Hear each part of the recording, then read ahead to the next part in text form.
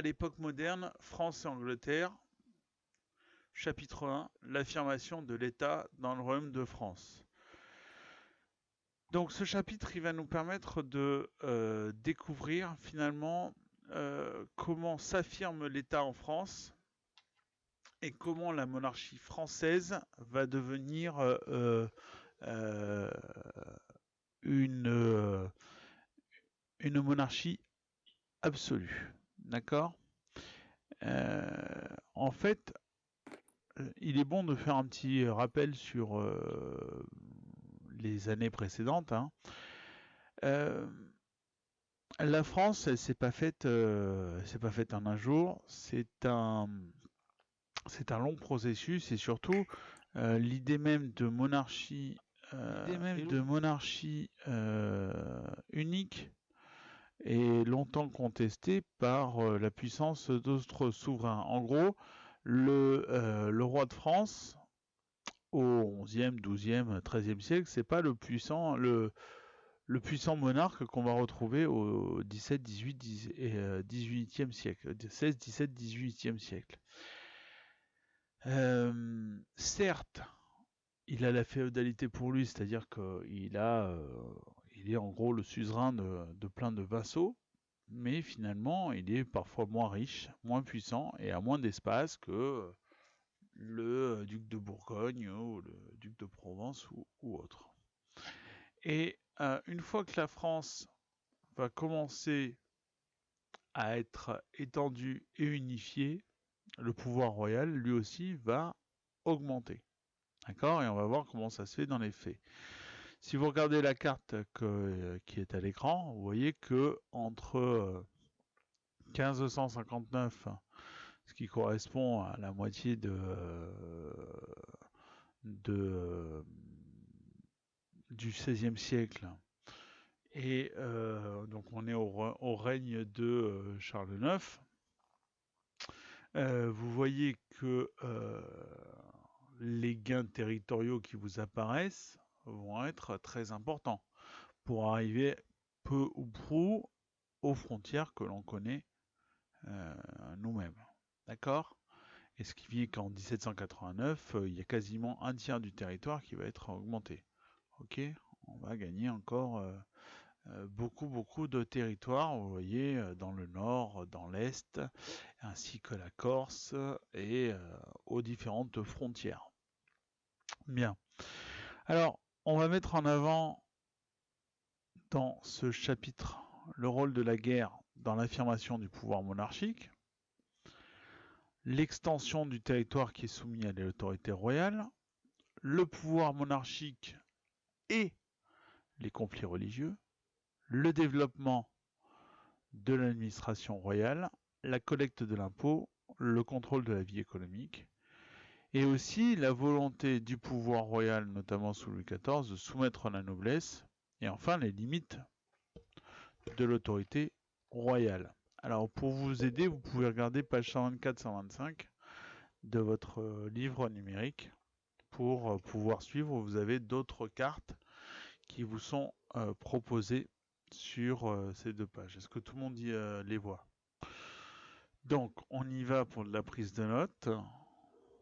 Donc entre le XVIe et le XVIIe siècle, la France s'agrandit en même temps que l'État se développe. Cette affirmation de l'État se fait à l'initiative des rois qui le gouvernent et tentent de l'unifier sous leur autorité, la population, et ce non sans contestation. Alors déjà, qu'est-ce que c'est qu'un État? Un État, c'est une autorité politique à laquelle est soumise un groupement humain sur un territoire donné. L'État français règne sur les frontières de la France. D'accord? Vous pouvez juste répéter la définition, s'il vous plaît? Oui.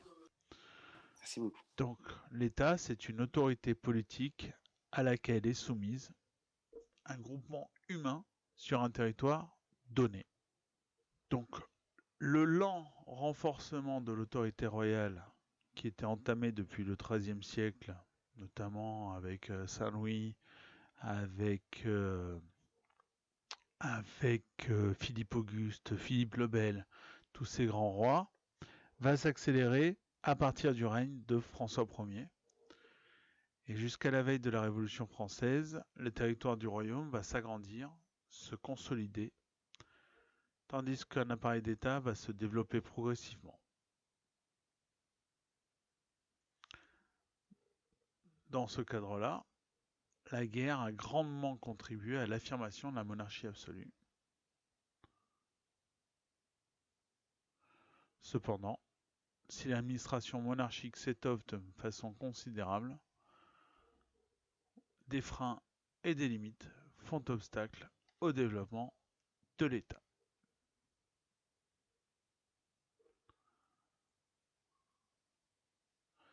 Donc voici la période sur laquelle on va travailler. Donc on part de 1515, François Ier, jusqu'à Louis XVI, 1790. D'accord? Donc, les rois, normalement, vous les connaissez, hein, parce que vous avez fait la frise chronologique. Oui. Voilà. Et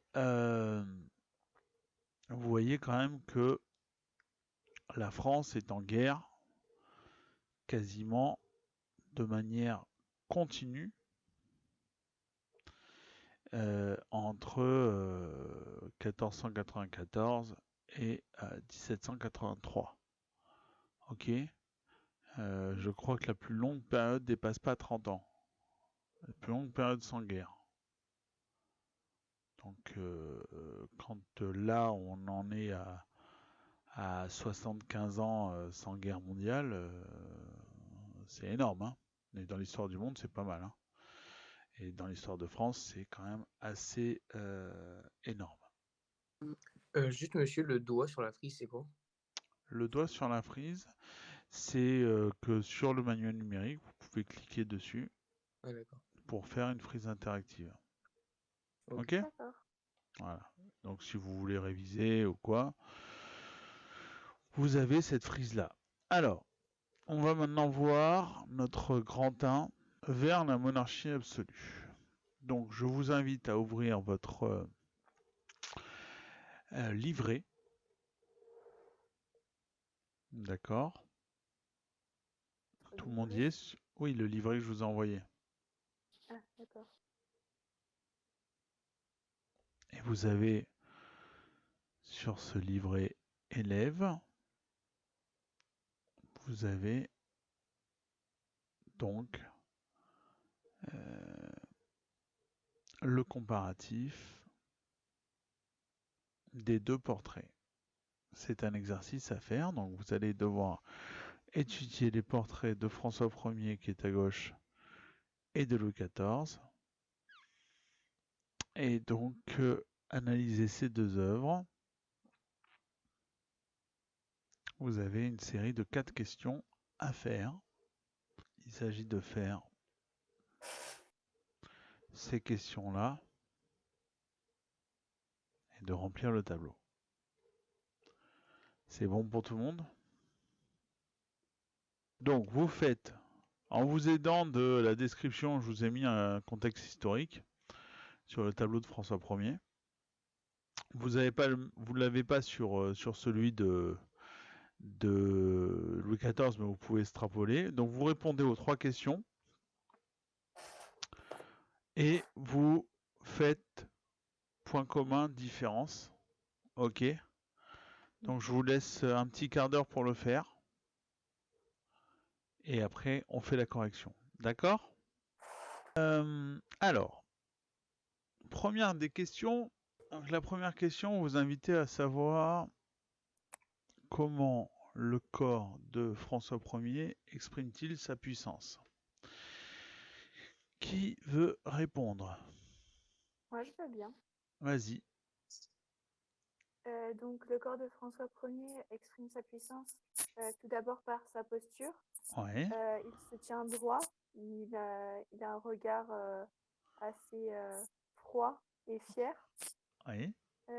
On remarque qu'il n'y a pas de... Il sourit, mais enfin, il ne sourit pas, justement. Ouais.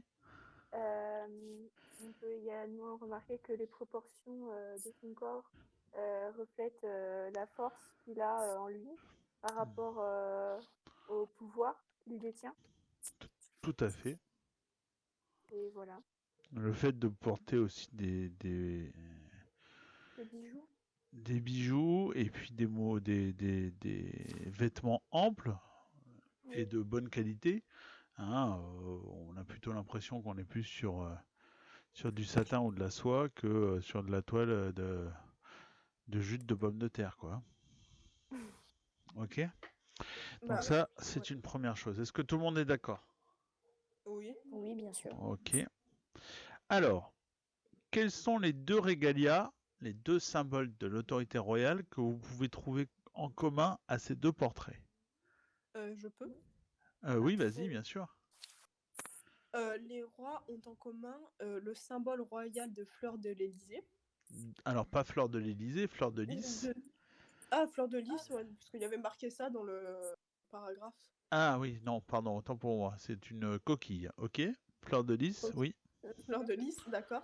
Et tous les deux ont une épée de garde ouvragée. tout à fait. Donc on a la fleur de lys, et puis derrière François Ier, qu'est-ce qu'on voit sur la tapisserie? des couronnes. Des couronnes. D'accord? Fleur de lys, la représentation royale, le lys royal. On a aussi du côté de Louis XIV le bleu de France, d'accord? Oui. Donc le bleu caractéristique de la France. Donc la fleur de lys, on l'a dit. L'épée, symbole de l'autorité. Et la couronne, non? Et la couronne Aussi en bas. aussi, tout à fait. Très bien. Alors, quels sont les points communs que vous avez trouvés entre les deux tableaux? Alors, point commun, on y va. Qu'est-ce qu'on a?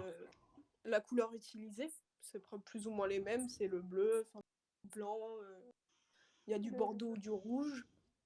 Ok. Quoi d'autre? Après, il y a les deux régalias. Ouais. La posture qui montre que tous les deux, c'est leur autorité. Donc posture droite, tout à fait. Le regard. Oui, aussi. Le Enfin, regard, je il pense est conquérant. mais ça va un peu avec la posture, c'est dans l'ensemble. Oui, ok. Qu'est-ce qu'on a aussi? On peut parler aussi de la richesse des habits et des accessoires. D'accord? Oui.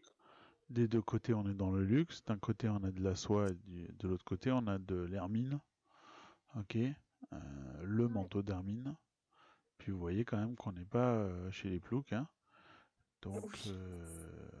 on a de l'opulence. Alors les différences, qu'est-ce qu'on a? Il y en a un qui est en gros plan et l'autre non. Alors Oui. vestimentairement parlant, parlons-en. Il y en a un, il a juste un haut et l'autre, il a carrément la grande de vermine, les vêtements différents. Voilà, d'un côté on a on voit le bas du corps, donc on voit les jambes de Louis XIV, ok, avec les bas.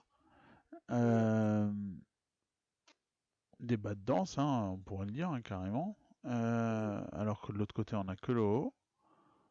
De l'autre Oui. côté, qu'est-ce qu'on a aussi du côté François Ier? Un chapeau imposant. Il a un chapeau, alors que du côté de Louis XIV, on a une perruque, tout à fait. Et enfin, qu'est-ce qu'a François Ier que n'a pas Louis XIV, mis à part un gros nez? Un collier. Une barbe. Une barbe, tout à fait. C'est lui. La barbe, c'est une mode italienne, donc de l'époque, qui est symbole de santé et de virilité. D'accord? Là, au Louis XIV, en revanche, ne porte ni moustache, comme du temps de son père, ni barbe, ni rien du tout. Ok? Et comme c'est lui qui lance la mode de son temps. Ok, c'est le roi qui lance la mode. Donc, ce sera un temps où la barbe sera en repli. Ok, à la limite une petite Ouais. moustache, mais plus de barbe. Ok. Monsieur, est-ce qu'on pourrait mettre en différence les vêtements? Oui, sauf que oui, tout à fait. Oui, oui, bien sûr. Enfin, on peut mettre. Le problème, c'est qu'il y a quand même, il y a plus d'une centaine d'années entre les deux, donc c'est des problèmes de mode après. Hein. C'est pas la même mode. Hein. Ce qu'on peut constater quand même, c'est la qualité des étoffes. Ça qui est identique. Ok? Ok. Bien. Alors, on avance. On avance, mais pas trop loin parce que il est déjà tard. On reprendra aux deux textes, aux trois textes, ok, à l'activité des trois textes. Donc lundi, d'ici là, n'oubliez pas de m'envoyer vos frises chronologiques, Oui. ok. Ok. C'est bon. Et puis, passez un bon week-end. Bonne Casa des Papel pour ceux qui vont regarder. Bon Koh-Lanta. Portez-vous bien. Faites Merci attention beaucoup. à vous. D'accord? Au revoir. Et on reste liés. Et que la force soit avec vous. Merci. Merci à vous aussi.